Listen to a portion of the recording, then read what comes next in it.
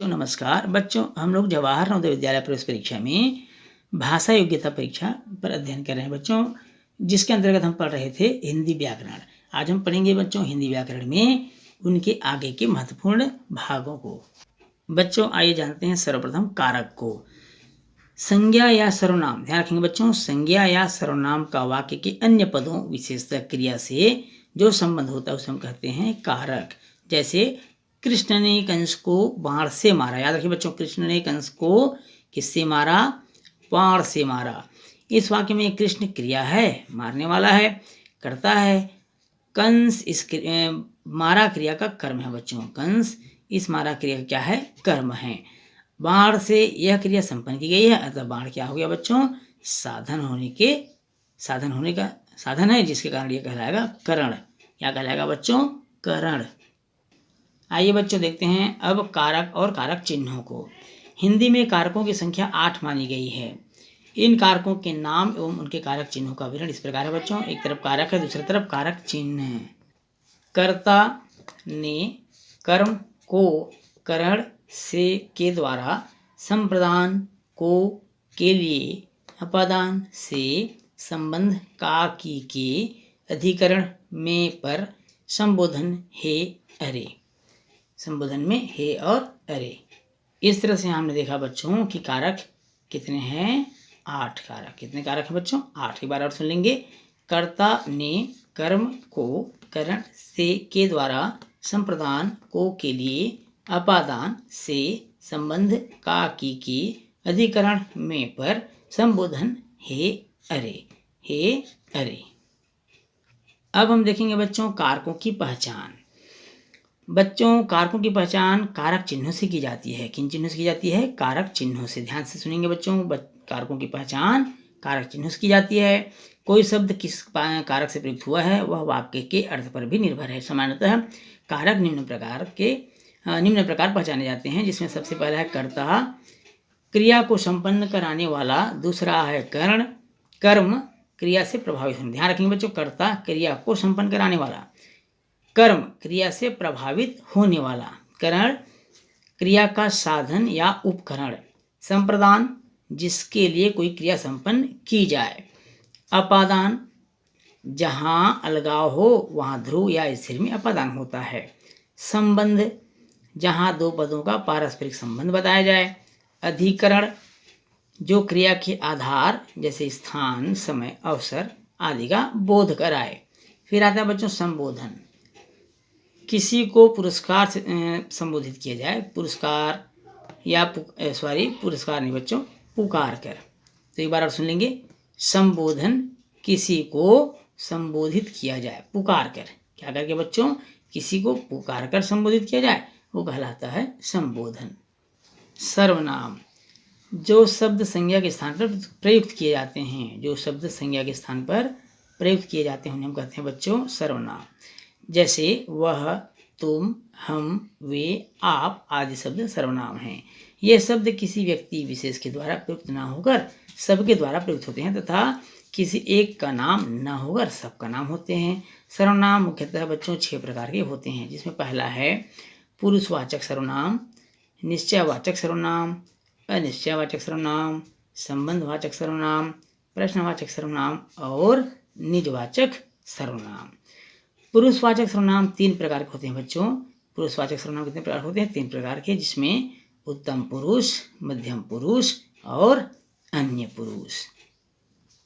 बच्चों उत्तम पुरुष में मैं, हम, हमने, मैंने, मेरा, हमारा, मुझे, मुझको ये सभी शब्द आते हैं। एक बार और सुनेंगे, उत्तम पुरुष में मैं, हम, हमने, मैंने, मेरा, हमारा, मुझे, मुझको ये शब्द आते हैं। मध्यम पुरुष बच्चों तू, तुम, तुमने, तुझे, तूने, तुम्हें, तुमको, तुमसे, आपके, आपको ये सभी शब्द मध्यम पुरुष में आते हैं। वहीं बच्चों अन्य पुरुष में वह, यह, वे, ये, इन, उन, उनको, उनसे, इन्हें, उन्हें, इससे ये सभी शब्द आते हैं बच्चों अन्य पुरुष में।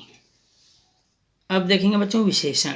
जो शब्द संज्ञा अथवा सर्वनाम की विशेषता प्रकट करते हैं। क्या करते हैं बच्चों? विशेषता प्रकट करे, वो कहलाता है विशेषण। इन्हें विशेषण कहते हैं। जिस शब्द की विशेषता बताई जाती है उसे हम कहते हैं विशेष्य। जिसकी विशेषता बताई जाए क्या कहलाता है? विशेष्य। जैसे छोटा बालक चलने लगा, छोटा बालक चलने लगा, अर्थात इस वाक्य में छोटा क्या है बच्चों? विशेषण है, जबकि बालक क्या है? विशेष्य है, संज्ञा है। बच्चों विशेषण 4 प्रकार के होते हैं। कितने प्रकार होते हैं? 4 प्रकार के, जिसमें पहला है सर्वनाम, दूसरा गुणवाचक, तीसरा है संख्यावाचक और चौथा परिमाण बोधक। विशेषण के उदाहरण बच्चों: अच्छा, बुरा, सुंदर, बदसूरत, पुराना, ताजा, लाल, पीला, काला, मोटा, दुबला, अच्छा, पुराना, ऊंचा, झूठा, सच्चा, पापी, सरल, गोल, चौकोर, 4, 20, 50, पहला, दूसरा, आठवां, ये सभी विशेषणों के उदाहरण है बच्चों। आइए बच्चों देखेंगे क्रिया। जिस शब्द से किसी कार्य का करना या होना पाया जाए उसे हम कहते हैं क्रिया। जैसे सोना, लड़ना, पढ़ना, रोना, रहना, खाना, ये सभी क्या है बच्चों? क्रिया है। क्रिया के 2 भेद होते हैं, एक अकर्मक होता है और दूसरा होता है सकर्मक। जिस क्रिया का कर्म होता है उसे सकर्मक कहते हैं, या क्रिया एक बार आप सुनेंगे, जिस क्रिया का कर्म होता है या कर्म प्रधान होता है उसे हम कहते हैं सकर्मक क्रिया, और जिस क्रिया का कर्म नहीं होता उसे हम कहते हैं अकर्मक क्रिया। जैसे अनन्या रोती है, अनन्या रोती है, ये अकर्मक क्रिया है। पुनीत पुस्तक पढ़ता है, क्या पढ़ रहा है? पुनीत पुस्तक पढ़ रहा है, पुस्तक पढ़ने के कारण ये हो गया सकर्मक क्रिया। बच्चों अब आते हैं हम क्रिया विशेषण। जो शब्द क्रिया की विशेषता बताए, क्रिया की विशेषता बतलाते हैं, उन्हें हम कहते हैं क्रिया विशेषण। ये निम्न प्रकार के होते हैं बच्चों, जिसमें पहला है स्थानवाचक, दूसरा है कालवाचक, परिमाणवाचक और रीतिवाचक। स्थानवाचक में बच्चों वहाँ, यहाँ, उधर, इधर, जिधर, पास, दूर। एक बार और सुन लेंगे, वहाँ, यहाँ, इधर, उधर, जिधर, पास और दूर। वहीं कालवाचक में बच्चों कल, आज, अभी, तुरंत, दूर, निकट। परिमाणवाचक में बच्चों बहुत, थोड़ा, कुछ, बस, यथेष्ट, कम, अधिक। वहीं रीतिवाचक बच्चों ऐसे, वैसे, कैसे, धीरे और अचानक। तो इस तरह से कहलाया बच्चों क्रिया विशेषण और उनके प्रकार। बच्चों आपको इनमें से कौन व्यक्तिवाचक संज्ञा है ये आपको बताना है। प्रश्न पहला में इनमें से कौन व्यक्तिवाचक संज्ञा है? वृक्ष है, बुढ़ापा है, रायपुर है या शहर है? इसका सही आंसर होगा बच्चों रायपुर।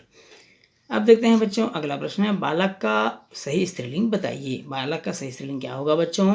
इसका सही आंसर आएगा बालिका। क्या होना चाहिए बच्चों? बालिका। तीसरा प्रश्न है बच्चों, दिव्यांश बहुत गोरा है। दिव्यांश बहुत गोरा है, वाक्य में कौन सा शब्द विशेषण है? एक बार और सुन लेंगे प्रश्न को, दिव्यांश बहुत गोरा है, इस वाक्य में विशेषण कौन सा है? तो दिव्यांश है, बहुत है, गोरा है या है। एक बार आप सुन लेंगे, ऑप्शन 1 दिव्यांश, बी बहुत, तीसरा ऑप्शन है गोरा और चौथा ऑप्शन है। इसका सही आंसर है बच्चों गोरा। क्या होगा? गोरा। चौथा प्रश्न है, अपादान कारक। अपादान कारक का कारक चिन्ह क्या है? ऑप्शन ने, से, को, हे, अरे। इसका सही आंसर है बच्चों से। क्या होना चाहिए इसका सही आंसर? से। और देखते हैं बच्चों कुछ महत्वपूर्ण प्रश्नों को, जिस पहला है कवि का सही स्त्रीलिंग क्या है? कवि का सही स्त्रीलिंग क्या है? कवित्री, कवयित्री, कवियित्री और कवियत्री। इसका सही आंसर होना चाहिए बच्चों कवियित्री। इनमें से भाववाचक संज्ञा कौन सी है? भाववाचक संज्ञा कौन सी है? स्त्री, घृणा, आंसू और पर्वत। इसका सही आंसर होना चाहिए घृणा। इनमें से कौन सा वाक्य अशुद्ध है?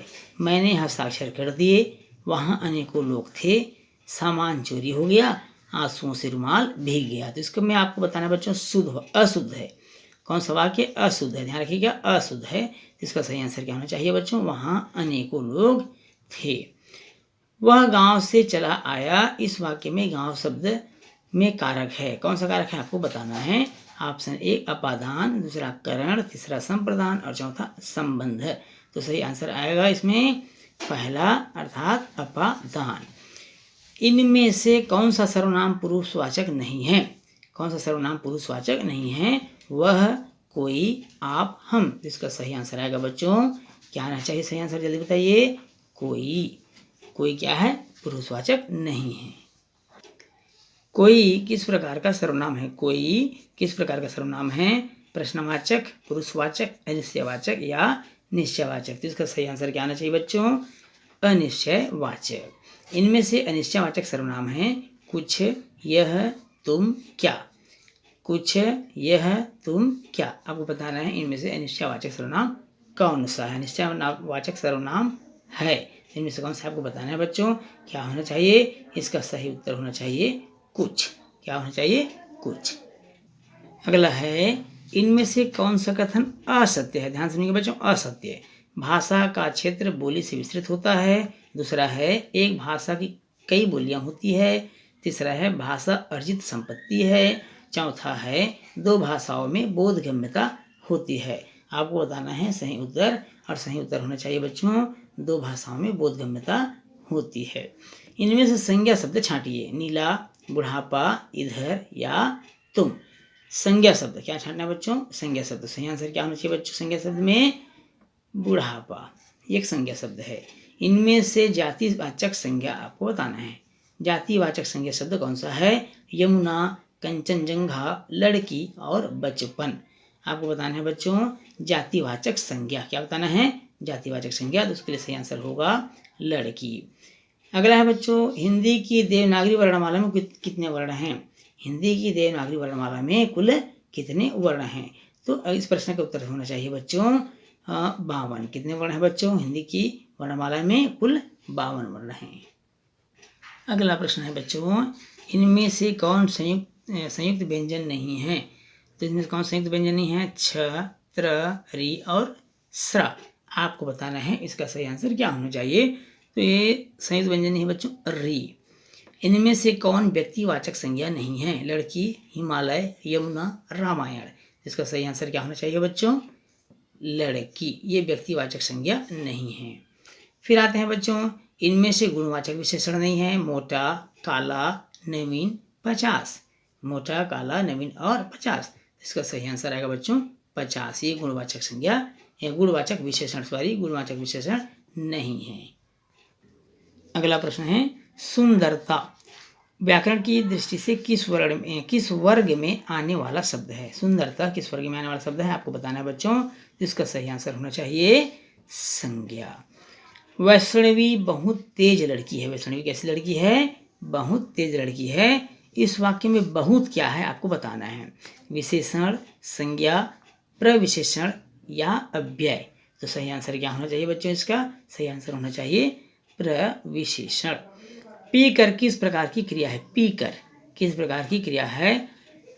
पूर्वकालिक, संयुक्त, अकर्मक या इनमें से कोई नहीं। आपको सही आंसर बताना है बच्चों पीकर किस प्रकार की क्रिया है। इसका सही आंसर आएगा पूर्वकालिक। क्या है बच्चों? पूर्वकालिक। बच्चों इसके साथ ही आज की क्लास यहीं समाप्त होता है। बच्चों वीडियो यदि अच्छा लगे तो वीडियो को लाइक और शेयर करिएगा। यदि आप चैनल में हैं तो चैनल को सब्सक्राइब करना बिल्कुल नहीं भूलिएगा। बच्चों आपसे फिर मुलाकात होगी अगले क्लास में। तब तक के लिए नमस्कार।